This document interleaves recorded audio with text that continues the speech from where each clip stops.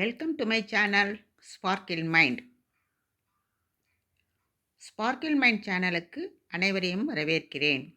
இந்த வீடியோவில் ஆகஸ்ட் 2023 நடைபெற்ற கவர்மெண்ட் டெக்னிக்கல் எக்ஸாமினேஷன் அக்கவுண்டன்சியில் பேப்பர் 1 தொடர்பான வினாக்களுக்கு விரைவாக விடையளித்துள்ளேன். Please share this video your friends, likes me and subscribe my channel. Thanks to all.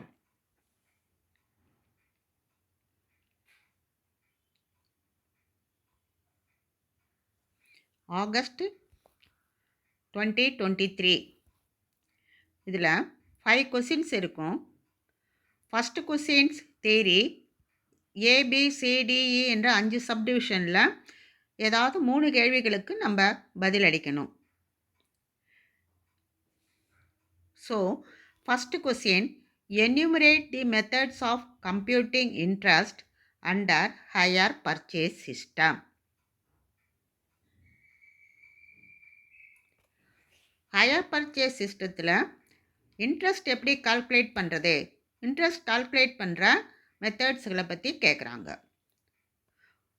So answer, hire purchase is always higher than the cash price. Cash ப்ரைஸ்னால் ஒரு பொருள் object வாங்கும்போது அதோடைய original price 40,000 let it be இருந்துச்சுன்னா, நம்ம instalment பேசிஸில் வாங்கினா அதை 50,000 சொல்லுவாங்க.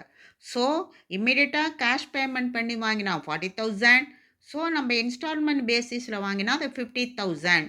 ஸோ அந்த 50,000க்கும் 40,000க்கும் உள்ள டிஃப்ரென்ஸ் தான் ஹையர் பர்ச்சேஸ் இன்ட்ரெஸ்ட். அந்த இன்ட்ரெஸ்ட் எப்படி கால்குலேட் பண்ணுறது அப்படிங்கிற மெத்தட்ஸை தான் இதில் நம்ம பார்க்க போகிறோம். So hire purchase price is always higher than the cash price.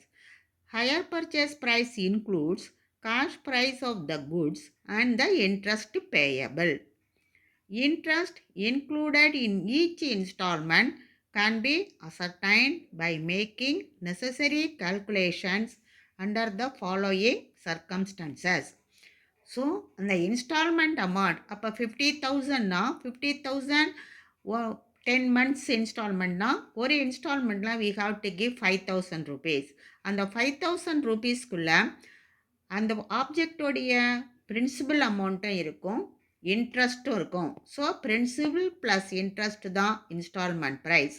அந்த இன்ஸ்டால்மெண்ட் ப்ரைஸில் நம்ம இன்ட்ரெஸ்ட் எப்படி தனியாக கண்டுபிடிக்கிறது, பிரின்சிபலுக்காக எவ்வளோ தனியாக கண்டுபிடிக்கிறதுங்கிறது தான் மெத்தட்ஸ்.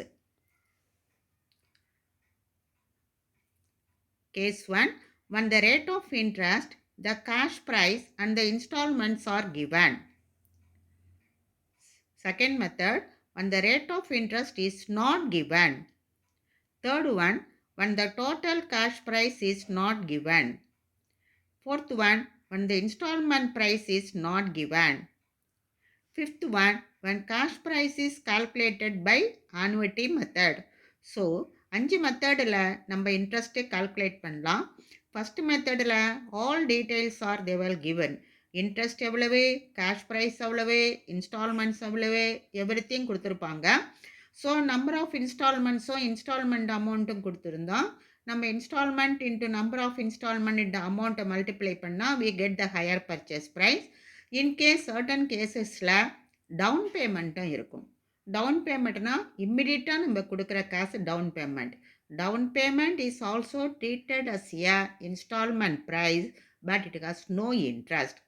டவுன் பேமெண்ட் இம்மிடியட்டாக கொடுக்குற அமௌண்ட்டுக்கும் இன்ஸ்டால்மெண்ட்டு மாதிரி தான், அதுக்கான இன்ட்ரெஸ்ட்டு கிடையாது. ஸோ அந்த அமௌண்ட்டையும் டோட்டல் பண்ணிவிட்டு டோட்டல் ஹையர் பர்ச்சேஸ் ப்ரைஸ்லேருந்து கேஷ் ப்ரைஸை மைனஸ் பண்ணால் நமக்கு இன்ஸ்டால்மெண்ட் அமௌண்ட்டு தெரிஞ்சிடும். Okay, when the rate of interest is not given, when the total cash price is not given, when the installment price is not given, when cash price is calculated by annuity method. So 5 மெத்தடில் நம்ம interest calculate பண்ணலாம். B, what are the advantages of preparing department accounts? So department accounts prepare பண்ணுறதுனால என்ன advantages? The following are the benefits derived by business firms through departmental account. First one, ascertainment of profit. Gross profit and net profit can be ascertained for each department separately on a reliable basis. Gross profit எவ்வளோ ஒவ்வொரு டிபார்ட்மெண்ட்லேயும் gross profit எவ்வளோ கிடச்சிருக்கு, net profit எவ்வளோ கிடச்சிருக்கு நம்ம செப்பரேட்டாக தெரிஞ்சுக்கலாம் department account மூலமாக. And comparative performance. ஸோ ஒரு டிபார்ட்மெண்ட்டுக்கு இன்னொரு டிபார்ட்மெண்ட்டுக்கு என்ன டிஃப்ரென்ஸ் இருக்குது ஒப்புமை பண்ணிக்கலாம். So comparative performance. The results of different departments can be compared in terms of profit, expenses, inventories, percentage of growth, return on investment, etc. Third one, appraisal of personnel.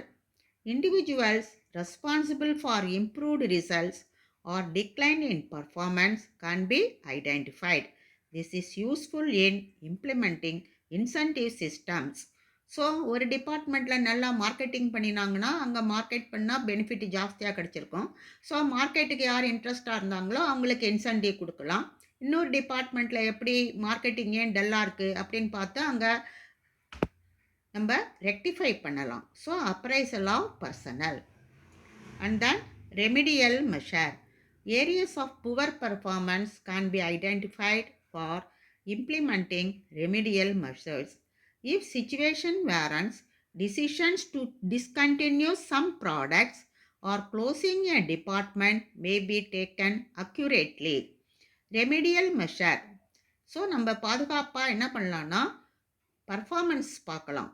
ஒரு டிபார்ட்மெண்ட்டில் சர்டன் குட்ஸ் ஸ்டாக்னட்டாக தங்கி போயிருக்கும்.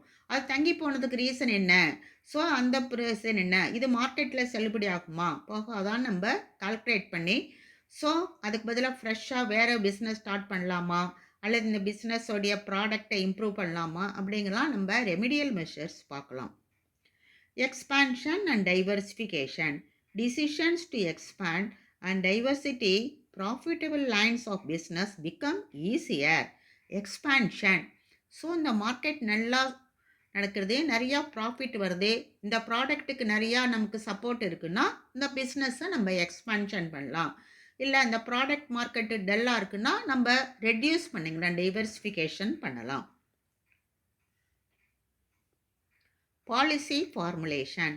Management policies towards inventories, extending credit, additional investment are facilitated.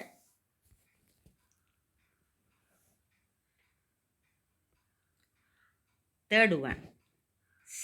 What are the differences between gaining ratio and sacrificing ratio?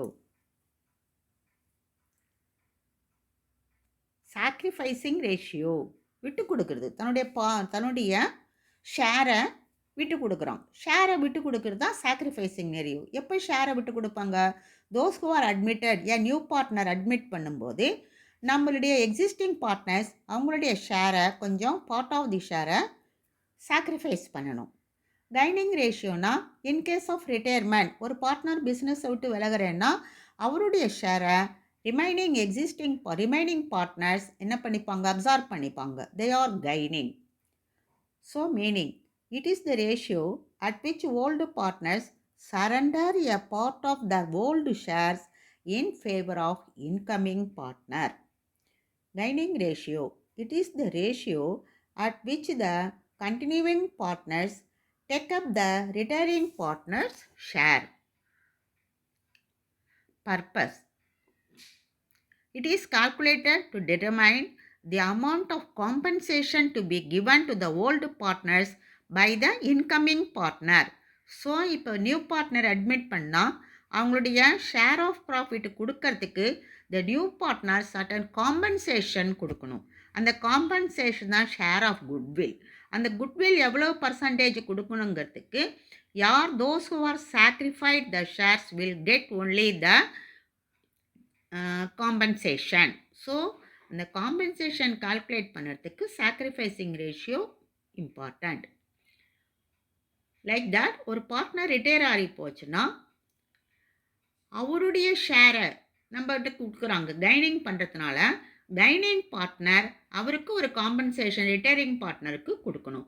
அது calculate பண்ணுறதுக்கு கைனிங் ratio useful ஆகும். It is calculated to determine the amount of compensation to be given to the retiring partner by the continuing partner.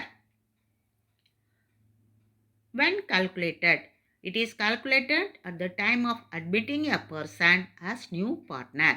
Sacrificing ratio admissionல வரும், gaining ratio retirementல வரும். It is calculated when a partner retires from the firm. Method of calculation. Sacrificing ratio is equal to old ratio minus new ratio. Like that, gaining ratio is equal to new ratio minus old ratio.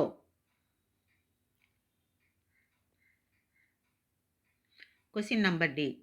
What are the modes of dissolution of a partnership firm? Dissolution means company winding up ஆகுது. Company so many reasonsல கம்பெனியை close பண்ணுவாங்க. What are the modes? Mode of dissolution. A partnership firm may be dissolved in any one of the following ways. 1. First point, dissolution by agreement. Dissolution by agreement. அதில் இருக்கிற partners mutual கன்சென்ட்டில் இந்த business போகிறோம் stop பண்ணிக்கலாம் அப்படின்னா dissolution by agreement. A partnership firm can be dissolved at any time by mutual consent of the partners. Second one, compulsory dissolution. The compulsory dissolution எப்போ வரும்னா, that is company வந்து illegal ஆக்டிவிட்டீஸில் தான் partnership நடந்துச்சுன்னா கோர்ட்டே அவங்கள compulsory dissolution பண்ணிடுவாங்க. Dissolution on happening certain events. Dissolution by notice. Dissolution by court. A court can order the dissolution of the partnership firm in the following cases. When a partner transfers or sells his share to a third party without the consent of other parties. When a partner becomes unsound mind. When a partner gets disabled permanently. When a partner is found guilty of misconduct. When the firm cannot be carried on except losses. இந்த 5 பாயிண்டில் கோர்ட்டே அவங்க dissolution பண்ணிடுவாங்க.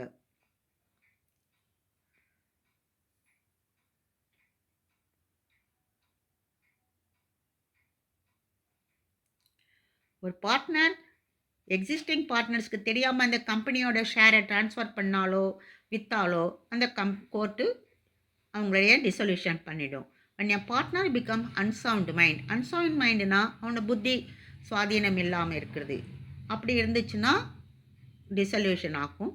when a partner gets disabled permanently disabled due to so many reasonsல இருக்கலாம். அவனால able to conduct the partnerனா partnership dissolved.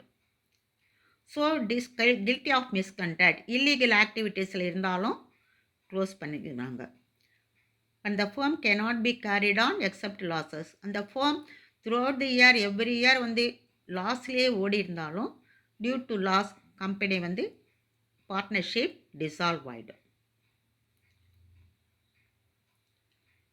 5th E.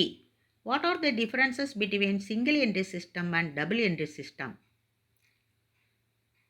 Basis of difference, double entry system, single entry system. Recording of transactions. In double entry system, both aspects are recorded. Debit and credit aspects of all transactions are recorded. In single entry, in some cases, both aspects. In some other cases, a single aspect or no aspect is recorded. Opening of accounts. In double entry, all three accounts, personal, real, nominal accounts are opened, but இதில் only personal accounts and cash account only opened in single entry. Preparation of trial balance. In double entry, trial balance can easily be prepared. In single entry, no trial balance. Ascertainment of profit or loss. In double entry, we get accurate profit or loss can be found through trading and profit and loss account. இதில் profit and loss account cannot be found normally in the absence of trading and profit and loss account. So, ஒரு absolute value correct value கிடைக்காது. Tentative profit and loss account only தான் நம்ம single entry மூலமாக தெரிஞ்சுக்கலாம். Revealing financial position. Reliable financial position can be found through balance sheet. So, balance sheet cannot be preparedங்கிறதுனால so financial position is difficult to ascertain. Acceptability. Acceptable for IT and other tax purposes for raising of bank loans etc. So double entry சிஸ்டத்தில் நீங்கள் prepare பண்ணால் any bank லோனுக்கும் ஒரு legal டாக்குமெண்ட்டாக நம்ம அதை use பண்ணலாம். But single என்ட்ரியில் accounts prepare பண்ணினா நம்ம லீகல் டாக்குமெண்ட்ஸும் யூஸ் பண்ண முடியாது. Not acceptable for taxation claims, raising of loans etcetera. Acceptable evidence. In case of disputes, accounting records can be produced in courts of law. Accounting records are not acceptable as evidence. Utility. Suitable for any type of business of any size. It can be followed by small businessmen who can exercise personal control over the business. Double entry system company இல்லாமல் use பண்ணலாம், partnership எல்லா இடத்துலையும் use பண்ணுவாங்க. But இது வந்து small business single entry system use பண்ணுவாங்க. Internal check. Internal check is possible. Internal check is not possible.